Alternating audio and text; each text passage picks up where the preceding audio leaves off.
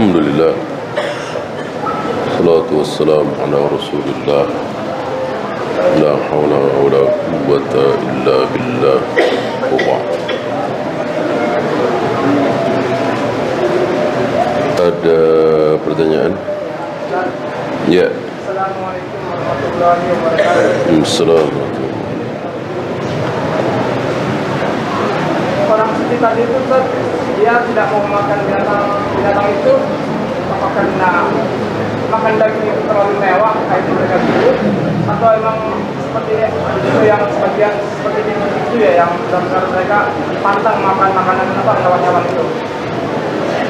Terusnya apakah orang suci itu terkena ayat yang sudah ini datang tenang ya Ustaz, yang kenapa kalian tidak makan sembelihan yang sudah disebut nama Allah, padahal Allah telah menerangkan keharamannya, kecuali jika kau terpaksa memakannya. Sungguh dari kalian kebanyakan mereka menyesatkan kebanyakan orang. Apakah ayat itu terkena oleh orang suci? Yang pertama tadi, karena agama orang sufi itu nggak pakai dalil, hanya pakai akal. Secara akal kita disuruh sederhana, hidup sederhana, jangan mewah-mewah dan seterusnya. Maka mereka mengharamkan daging, dianggapnya terlalu mewah, mengharamkan susu. Mereka lupa bahwa Nabi suka sekali susu, suka sekali daging. Ya. Salah satu akibat, bahkan akibat penyebab terbesar dari kesesatan tadi, memahami Al-Quran dan Sunnah tidak dengan mencontoh Rasul dan para sahabat. Kalau pakai ayat doang tanpa Rasul dan para sahabat, mungkin seperti awalillahilham, para ulama ahlus sunnah memahami Al-Quran dan Sunnah dengan pemahaman Rasul dan para sahabat. Insya Allah selamat. Apakah pengikut Asy'ariyah tidak mengetahui atau masih tidak menerima Imam Ahlul Kalam seperti Al-Ghazali, Al-Haramani telah kembali ke manhaj salaf? Iya. Kalau tahu, insya Allah. Ya. Mereka tidak tahu. Mungkin mereka hanya di fase kedua, seperti Abu Hasan Al-Asy'ari. Kan beliau mengalami 3 fase. Mu'tazilah, kemudian Kullabiyah, terakhir Ahlus Sunnah. Yang diambil oleh orang-orang Asy'ariyah ya sampai fase kedua, bahwa Abu Hasan Al-Asy'ari itu ya pelopor Asy'ariyah. Padahal itu cuman fase kedua. Fase ketiga beliau rujuk ke manhaj salaf. Beliau mengatakan, aku mengikuti manhajnya, akidahnya Imam Ahmad. Selesai. Imam Ahmad bukan Asy'ariyah, tidak kenal dengan sifat 20 dan seterusnya.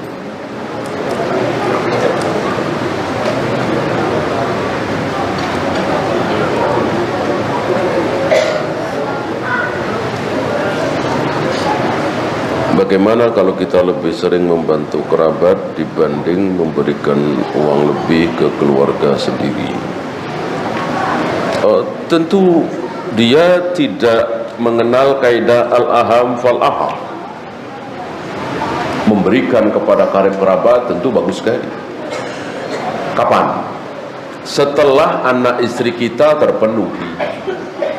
Jangan sampai anak istri kita belum terpenuhi, taruhlah masih kelaparan, keleleran, kita memberikan kepada keluarga jauh. Ya, anak istri dulu. Apakah mendakwai orang kafir agar tidak kekal di neraka lebih diutamakan daripada memperbaiki manhaj dan akidah sesama muslim? Lihat keadaan. Lihat keadaan. Kita enggak dekat dengan orang-orang kafir, kita dekat dengan kaum muslimin.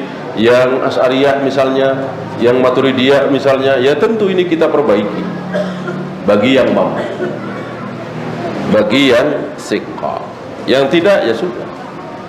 Dakwah itu bukan fardu, dakwah itu bukan fardu ain, tapi fardu kifayah. Saya punya tetangga yang kalau tidak ditegur duluan dia diam. Ya, ini pahala dari kita, pahala buat kita. Antum tahu ketika dua orang muslim berpapasan, itu yang bagus yang mana? Yang baik yang mana? Ya, yang ngasih salam duluan. Maksud antum nggak mau jadi yang baik, kasih salam. Ya. Dan sesuai sunnah tentu. Ngasih salamnya sesuai sunnah. Yang berkendara ngasih salam kepada yang tidak berkendara. Yang berjalan ngasih salam kepada yang duduk. Yang datang ngasih salam kepada yang didatangi. Yang nelpon ngasih salam duluan kepada yang ditelepon. Maka kalau antum ditelepon oleh siapapun, jangan langsung assalamualaikum, ya. Biarkan yang nelpon yang salam duluan. Sunnahnya kan seperti itu. Ketika antum sudah ada di masjid duluan, datang mungkin orang tua antum atau siapa, antum jangan ngasih salam duluan. Yang datang memberikan salam kepada yang didatangi.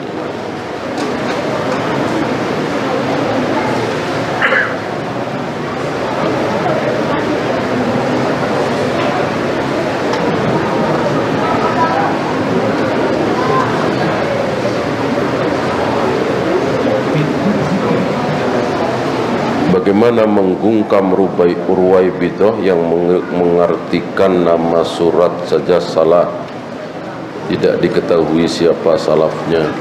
Tidak mudah ya, tidak mudah ya. Antum tahu para ulama kita banyak yang tidak dikenal, sementara yang lebih, ya namanya juga Ruwaibidah. Ruwaibidah itu kan terkenal, dipuja, tapi dia salah. Dia nggak tahu tentang manhaj, dia nggak tahu tentang faidah. Ya. Bisakah membungkam? Ya, tapi sulit lah, sulit. Udah, yang penting kita selamat. Yang penting kita tidak terkena subhat. Ya, itu saja. Subhanakallahumma bihamdika asyhadu an la ilaha illa anta astaghfiruka wa atubu ilaik. Assalamualaikum warahmatullahi wabarakatuh.